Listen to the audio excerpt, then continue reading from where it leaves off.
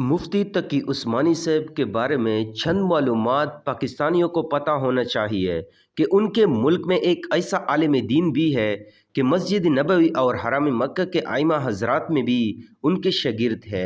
Saudi अरब nationality देने के लिए अरसे से इसरार कर रहा है।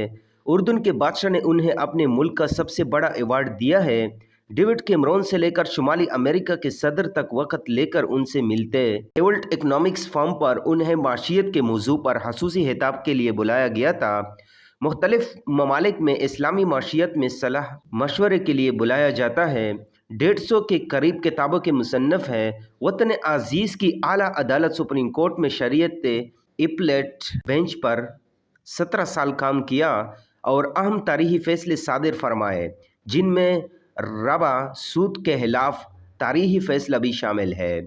दुनिया में तेज़ी से तरक्की करती हुई इस्लामिक बैंकारी हज़रत साहिब के बनाए हुए इस्लामी उसूल पर मबनी है।